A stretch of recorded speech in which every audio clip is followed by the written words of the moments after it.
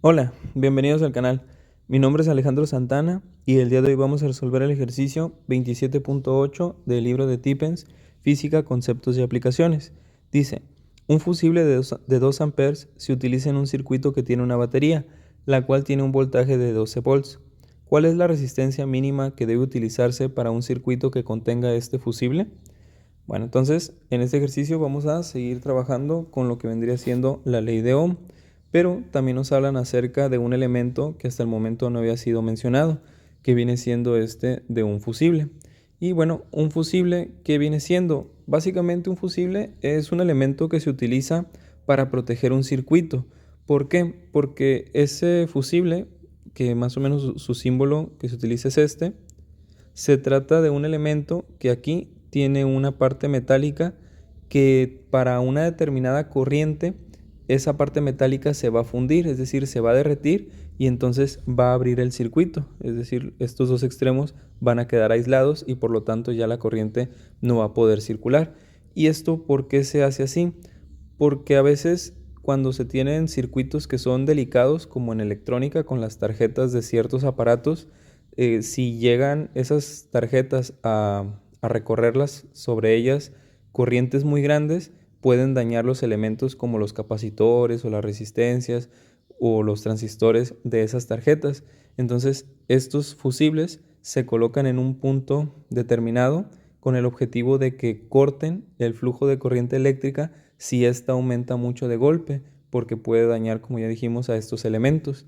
Entonces, básicamente un fusible es un elemento de protección para un circuito más delicado o para un circuito delicado. Entonces, por eso nos preguntan que si cuál es la resistencia mínima, porque si nosotros ponemos una resistencia más pequeña que la que vamos a sacar a continuación, entonces podríamos permitir que pasaran corrientes eléctricas más grandes de las que en realidad queremos que pasen y eso haría que el fusible se botara o se fundiera y entonces tendríamos que reemplazarlo con otro para que el circuito siguiera teniendo protección. Entonces, bueno, aquí es muy sencillo de resolver, simplemente quería aclarar esa parte del fusible.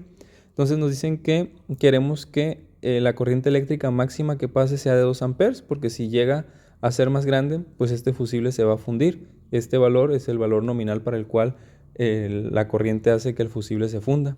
Entonces tenemos que la corriente máxima es de 2 amperes y vamos a trabajar con la ley de Ohm, que ya hemos dicho que se puede expresar de la siguiente manera: voltaje es igual a corriente por resistencia.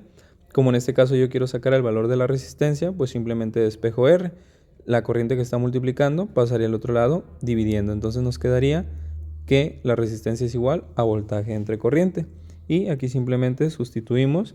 El voltaje son 12 volts, que es el valor con el que trabaja. Y la corriente eléctrica máxima son los 2 amperes. Si hacemos esta división, esto nos da 2 entre 2, son 6. Entonces, la resistencia mínima que deberíamos colocar aquí tendría que ser de 6 ohms. Y ya hemos dicho, ¿por qué mínima?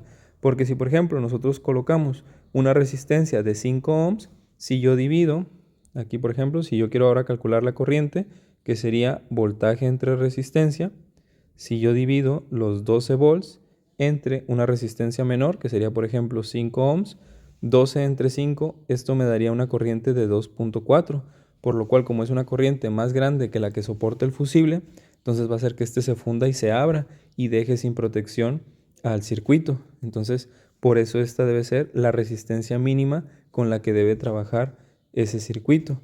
Si ya ponemos un valor, por ejemplo, aquí de 7 u 8, pues al hacer la división, 12 entre 7, por ejemplo, vamos a ver cuánto nos da 12 entre 7 en la calculadora. Eso nos da 1.71. Entonces es un valor menor a 2 amperes y por lo tanto el circuito va a seguir protegido porque no se va a fundir el fusible. Entonces, bueno, con eso tendríamos resuelto el ejercicio 27.8. Espero que te haya sido útil y si es así, te invito a que te suscribas para que no te pierdas el contenido de esta serie.